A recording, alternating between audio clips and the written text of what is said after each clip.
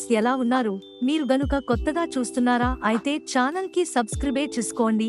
ఇంకా చాలా మంచి వీడియోలు వస్తాయి. గుప్పెడంత మనసు సీరియల్లో రిషి వచ్చేస్తే సీరియల్ అయిపోతుందని అనుకున్నాం. కానీ మధ్యలో మను రావడంతో సీరియల్ మలుపు తిరిగింది. ముఖ్యంగా కొత్త క్యారెక్టర్ రావడంతో సీరియల్ అద్భుతంగా సాగుతోంది. అయితే ఎప్పటిలాగే ఈ వారం కూడా సీరియల్ అదిరిపోయింది. ముఖ్యంగా ఈ వారం కూడా సీరియల్లో కీలక మలుపులు చోటు చేసుకున్నాయి. మే 27వ తేదీ నుంచి జూన్ 1వ తేదీ వరకు ఈ సీరియల్లో అసలు ఏం జరిగింది, ఎలాంటి ట్విస్టులు చోటు చేసుకున్నాయో మనం ఇప్పుడు తెలుసుకుందాం. మే 27వ తేదీ ఎపిసోడ్లో వసుధార అనుపమ వద్దకు వెళ్లి మనకు ఆయన తండ్రి ఎవరో చెప్పాలని చెబుతుంది. తనంతటే తానే తెలుసుకుంటే మరింత సమస్య అవుతుందని, మీరు చెప్పడమే సమంజసం అని వివరిస్తుంది. అప్పుడే మహేంద్ర, మనులు ఎంట్రీ ఇస్తారు. అయితే అనుపమ చెప్పేలా లేదని, మీరే మా నాన్న ఎవరో తెలుసుకుని చెప్పాలని మహేంద్రను మాటివ్వమంటాడు. మహేంద్ర కూడా ఖచ్చితంగా తెలుసుకుని చెబుతానంటూ మనుకు మాట ఇస్తాడు. అది చూసిన వసు, అనుపమలు షాక్ అవుతారు. మే 28వ తేదీ ఎపిసోడ్లో మనుకు మాట ఇచ్చిన మహేంద్రను మాట వెనక్కి తీసుకోమంటూ అనుపమ చెబుతుంది. నువ్వు మను తండ్రి గురించి తెలుసుకోవాల్సిన అవసరం లేదని, అది ఎంత త్వరగా ఆపేస్తే అంత మంచిదని చెబుతుంది. కాని ఆయమ్మ మాత్రం అస్సలే ఒప్పుకోడు. మరోవైపు ఏంజెల్ మనుతో పాటు కలిసి ఉండేందుకు కాలేజీలో పని చేస్తానని వసుకు ఫోన్ చేస్తుంది. మనకు దగ్గరయ్యేందుకు, కాలేజీలో జాయిన్ అయ్యేందుకు వసు కూడా ఓకే చెబుతుంది. ఇలా మను, ఏంజెల్ను కలిసేందుకు ఛాన్స్ వస్తుంది.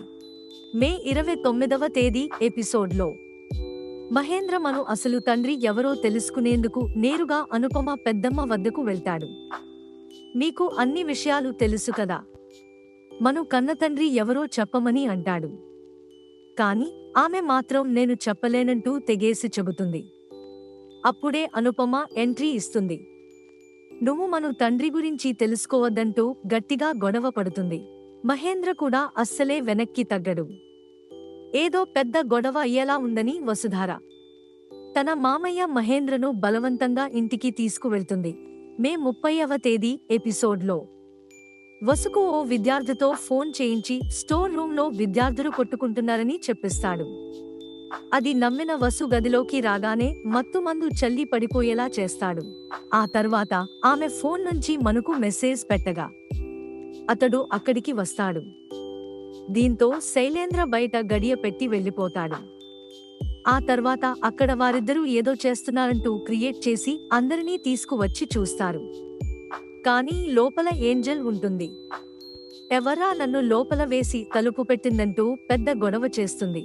మే 31వ తేదీ ఎపిసోడ్లో జైలు నుంచి తప్పించుకున్న రాజీవ్ ముందుగా వసుధార ఇంటికి వెళ్తాడు.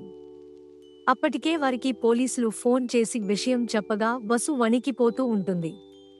మహేంద్ర మాత్రం రాజీవ్ను పట్టించింది శైలేంద్ర, వారిద్దరూ పెద్ద వెధవలు, వారి వల్ల ఏదీ కాదంటూ కామెంట్లు చేస్తాడు.